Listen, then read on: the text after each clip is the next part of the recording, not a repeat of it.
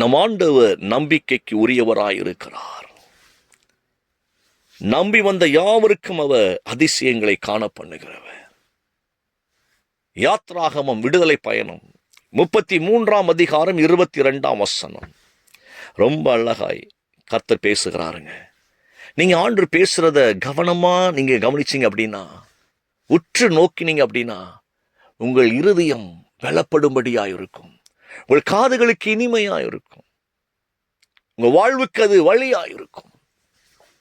அப்படி பேசுவாருங்க ஆண்டவர்.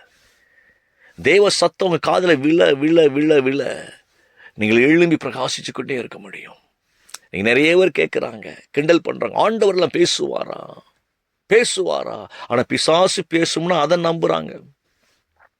ஆனா ஆண்டவர் பேசுவாரானா நம்ப மாட்டேக்கான். பிசாசு பேசுறதெல்லாம் அவனுக்கு கேட்கு, ஆனா கர்த்தர் பேசுறது மட்டும் கேட்க மாட்டேக்கு. இந்த உலகத்துல எங்கோ ஒரு மூளையில சத்தம் இல்லாம பேசுறதெல்லாம் காதுல விழுது. ஆமா, நம்ம நேரடியா காது கொடுத்து கேட்காததெல்லாம் காதுல கேட்க பாருங்களேன், எந்த நாட்டில் இருந்தாலும். ஆனா கர்த்தர் பேசுறது மட்டும் காதுல விழ மாட்டேக்கு. நிறைய பேருக்கு ஒரு கேள்வி அப்படி எழும்புது, உண்மையிலே கர்த்தர் பேசுவாரா? கண்டிப்பா. நிமிடம் தோறும் பேசிக் கொண்டிருக்கிறவர் அவர், ஒவ்வொரு செகண்ட்ஸ் பேசுகிறவர் அவர். அவர் வார்த்தையை நீங்க காது கொடுத்து கேட்க ஆரம்பிச்சிட்டீங்க அப்படின்னா உங்கள் இருதய மகிழும், நீங்கள் பலத்தின் மேல் பலன் அடைந்து கொண்டே இருப்பீர்கள். இங்கே மோசேட்ட ஆண்டவர் பேசுறாரு. என்ன பேசுறாரு பாருங்களேன். என் மகிமை கடந்து போகும் பொழுது நான் உன்னை அந்த கண்மலையின் வெடிப்பிலை வைத்து நான் கடந்து போகும் மட்டும் என் கரத்தினால் உன்னை மூடுவேன் அப்படிங்கிறாரு.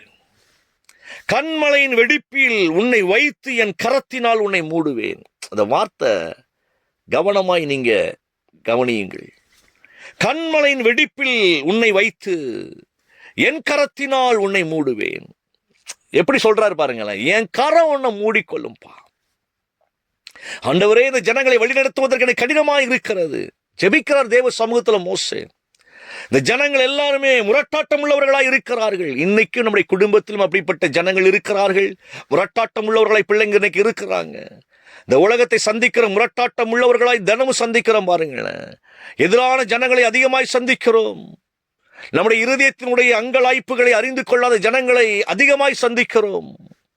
வாழ வழி தெரியல, வாழ்வதற்கு முடியல. அப்படிப்பட்ட சிச்சுவேஷன்ல இன்னைக்கு போராடி கொண்டிருக்கிற நம்முடைய வாழ்க்கையிலும் நல்ல கவனியை கர்த்தர் இன்றைக்கும் அற்புதம் செய்கிறவராய் இருக்கிறார். மோசே வாழ்க்கை அப்படித்தான் இருந்தது. மனுஷன் ஆடுகளை மேய்த்துக் கொண்டு அழகா இருந்தார், நிம்மதியா இருந்தார். மனுஷன் பொண்டாட்டி பிள்ளைகளோடு நல்லாதான் இருந்தார், ஆடுகளை மேய்த்து கொண்டு. பாருங்க அந்த வார்த்தையை. அந்த ஆடுகளை மேய்த்து கொண்டு மனுஷனை கூப்பிட்டு, வாப்பா, எகிப்திலிருந்து இஸ்ரவேல் ஜனங்களை வழி நடத்த வேண்டும், வெளியே கொண்டு வர வேண்டும் என்று சொல்லி மோசே விரும்பாத, மோசைக்கு விருப்பம் இல்லாத ஒரு வேலையை மோசையின் கையில கொடுக்கிறாரு. மோசே தப்பிக்க பார்த்த பொழுதெல்லாம் ஆண்டவர் சொன்னார், இல்ல இல்ல, நீதான் எனக்கு தேவை அப்படின்னாரு. நான் உன் கூட இருப்பேன் அப்படின்னாரு. கடைசியில ஜனங்களை கொண்டு வந்த பிற்பாடு இந்த வார்த்தை நல்லா கவனித்துக் கொள்ளுங்க. அந்த ஜனங்களை வழிநடத்துவதற்கு போராடி கொண்டிருக்கிற இன்றைக்கும் வாழ்க்கையில திருமணத்துக்கு முன்னால யோசிப்போம், திருமணம் முடித்த நலமா இருக்குமே, திருமணம் முடிஞ்ச பிற்பாடு ஏன்டா திருமணம் முடிச்சுங்கிற நிலைமைக்கு வரணும். இன்னைக்கு முன்னால ஒண்ணு நினைக்கிறோம், பின்னால ஒண்ணு நினைக்கிறோம். இந்த வேலை கிடைச்சா ரொம்ப நல்லா இருக்குமே, வேலை கிடைச்சதுக்கு ஐயோ இந்த வேலையில எனக்கு இவ்வளவு பிரச்சனை இருக்கா, இந்த வேலையில வேற வேலை கிடைச்சது நல்லா இருந்திருக்கு, அந்த வேலைக்கு அப்புறம் அதை யோசிக்கிறோம். நம்ம நெருக்கடி வருகிற பொழுதெல்லாம் ஒன்றை எப்படி யோசிக்கிறோம் என்றால், ஓ இது எதுக்கு நமக்குன்னு யோசிக்கிறோம். அதுக்கு முன்னால கிடைத்தா நல்லா இருக்குமே, கிடைச்சதுக்கு அப்புறம் இவ்வளவு பிரச்சனையா யோசிக்கிறோம். மோசே வாழ்க்கையில மோசே விருப்பம் இல்லாம தான் அந்த வேலையை வாங்கினார் ஆண்டவர்கிட்ட. ஆனா தேவ திட்டம் மோசையை வைத்துதான் இஸ்ரவேலை ஆசீர்வதிக்க வேண்டும் அப்படின்னு முடிவு பண்ணிட்டாரு. இன்னைக்கு ஒரு ரகசியம் சொல்லட்டுமா, உங்களை வச்சுதான் முடிவு பண்ணி உங்க குடும்பத்தை கையில கொடுத்திருக்கிறாரு. உங்களை வைத்துதான் கர்த்தர் முடிவு பண்ணி இந்த வேலையை கையில கொடுத்திருக்கிறாரு. உங்களை வைத்துதான் கர்த்தர் முடிவு பண்ணி ஊழியத்தை கையில கொடுத்திருக்கிறார். நீங்க தான் அதை செய்ய வேண்டும் என்று சொல்லி, செய்ய முடியும் என்று அல்ல, செய்ய வேண்டும். நல்லா கவனிங்க. ஏன்னா முடிய பண்ணுகிறவர் அவர், முடியாததை முடிய பண்ணுகிறவர் அவர். ஏன்னா நம்மளால முடியாதுன்னு ஆண்டவருக்கு நல்லா தெரியும். நம்மளால முடியாது என்பது கர்த்தருக்கு நன்றாகவே தெரியும். அதனாலதான் நீ செய்ப்பா, செய்தே ஆக வேண்டும் என்று சொல்லி பொறுப்புகளை கையில கொடுத்துட்டு சொல்றாரு, நான் உன் கூட தான் இருப்பேன், நீ பயப்படாத, பொறுப்பை ஏத்துக்கோ, மற்றதெல்லாம் நான் பார்த்துக் கொள்ளுகிறேன் அப்படிங்கிறாரு. எவ்வளவு பெரிய வார்த்தை பாருங்களேன். நீ பொறுப்பை மட்டும் ஏற்றுக்கப்பா, மற்றதை நான் பார்த்துக் கொள்ளுகிறேன். அந்த வார்த்தை கவனித்துக் கொள்ளுங்க. இப்ப மோசே ஜெபம் பண்றாரு போய் ஆண்டவர்கிட்ட, ஆண்டவரே எனக்கு முடியல. அப்ப ஆண்டவர் பலப்படுத்துறாரு, நீ பயப்படாத, நான் கடந்து போகும் பொழுது, அது அடையாளத்தை சொல்றாரு பாருங்க, நான் கடந்து போகும் பொழுது நான் உன் கூட தான் இருக்கிறேன் என்பதை நீ பார்க்கணும். பார்த்தியா, அந்த கண்மலையின் வெடிப்பிலே உன்னை வைத்துக் கொள்வேன். இந்த வார்த்தையை நீங்க நல்லா கவனிச்சீங்கன்னா புதிய ஏற்பாட்டின் வெளிச்சத்துக்கு வாங்க. கிறிஸ்து என்கிற கண்மலையின் பாடுகளுக்குள்ளாய் கர்த்தர் நம்மளை ஒளித்து வைத்திருக்கிறார். அவர் பாடுகளுக்குள்ள ஒளித்து வைத்திருக்கிறதுனாலதான் அவர் பாடுபட்டார், நாம் பாடுபட வேண்டாம் என்பதற்காக. கண்மலை என்பது கிறிஸ்துவை குறிக்கிறதா இருக்கிறது.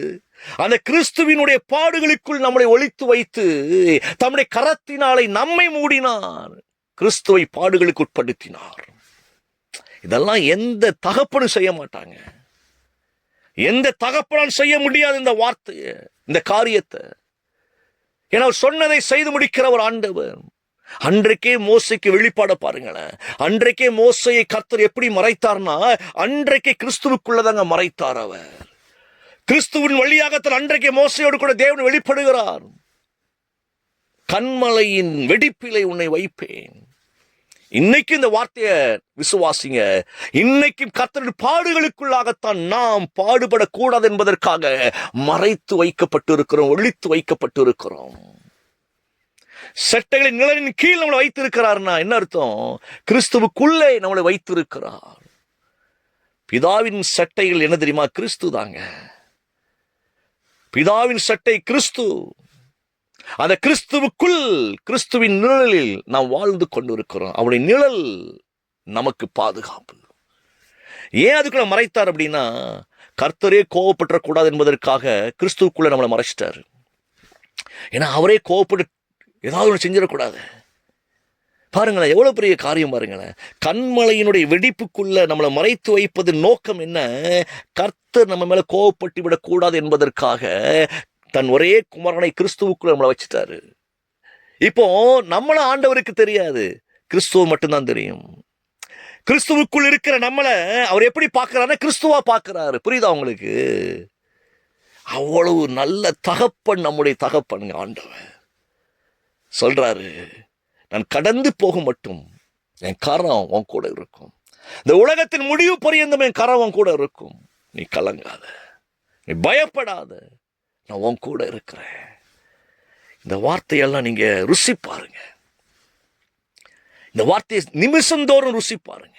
ஒரு கஷ்டம் வருதா, ஒரு பாடு வருதா, நிந்தை வருதா, நேர தனித்து தேவனோடு போய் உட்கார்ந்துருங்க. வேற மனுஷனோட உட்காராதீங்க.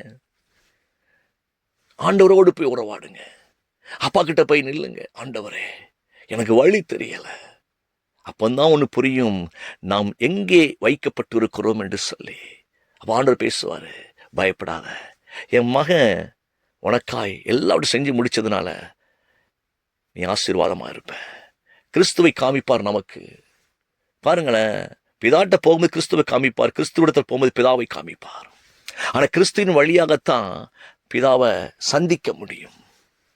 எனக்கு கருமணி தேவ பிள்ளை, ஆண்டவர் அவ்வளவு நன்மையானவர், அவ்வளவு நல்லவருங்க. ஏசப்பா ஒரு நாள் கூட பிதாவை காண்பிக்காமல் நம்மளை விட்டு விலகினது கிடையாது. தேவையில்லாமல் வேறொரு காரியத்தை அவர் சொல்லவும் மாட்டார்.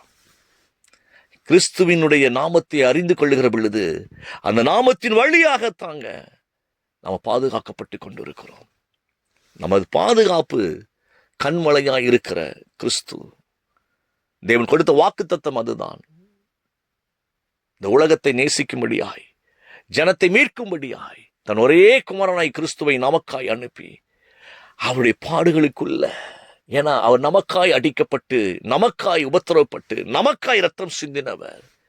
இந்த ஜனங்கள் ஆசீர்வாதமாக இருக்கணும் அப்படின்னா என் பிள்ளை அடிக்கப்படணும் என்று சொல்லி தேவன் தீர்மானித்தாருங்க. அவர் தீர்மானத்தின்படி குமாரனை பூமிக்கு அனுப்பினார். இன்னைக்கு நம்மளை மூடி வச்சிருக்கிறது யாரு தெரியுமா? இயேசு கிறிஸ்துங்க. நம்மளை பாதுகாக்கிறது யாரு தெரியுமா? இயேசு கிறிஸ்து. அவருக்குள் நாம் அசைகிறோம், அவருக்குள் நாம் இருக்கின்றோம், அவருக்குள் நாம் வாழ்கின்றோம். இந்த எண்ணத்தை மட்டும் நீங்க எப்பொழுது வைத்துக் கொள்ளுங்க. நம்ம விட்டு விலகாதபடிக்கு கர்த்தருடைய கரம் நம்ம கூட இருந்து அற்புதங்களை செய்யும். கண்களை மூடுவோம். பிதாவை நாங்கள் நன்றியோடுமே துதிக்கிறோம். உங்கள் கரம் எங்களோடு கூட இருந்த ஆண்டவரே, எங்களை பாதுகாப்பதற்காய் நன்றி. கண்மலையின் வெடிப்பிலை வைத்து எங்களை காத்து எங்களை ஆண்டவரே உயர்த்துகிறவர் நீர். உமக்கு நன்றி செலுத்துகிறோம் ஐயா. உடைய கிருபைகளை தாங்குவதற்காய் நன்றி செலுத்துகிறோம். உயர்வான சிந்தைகளோடு கூட ஆண்டவரை நாங்கள் வாழும்படியாய் எங்களுக்காக ரத்தத்தை சிந்த உடைய மகனை ஒப்புக் கொடுத்து உடைய மகன் வழியாக எங்களுக்கு ஒரு பாதுகாப்பை கொடுத்தீங்களா, உமக்கு நன்றி. இயேசுவின் நாமத்துல நாங்கள் விசுவாசிக்கிறோம். நான் பிள்ளைகளை ஆசீர்வதிக்கிறேன். நல்ல பிதாவே, ஆமேன், ஆமேன்.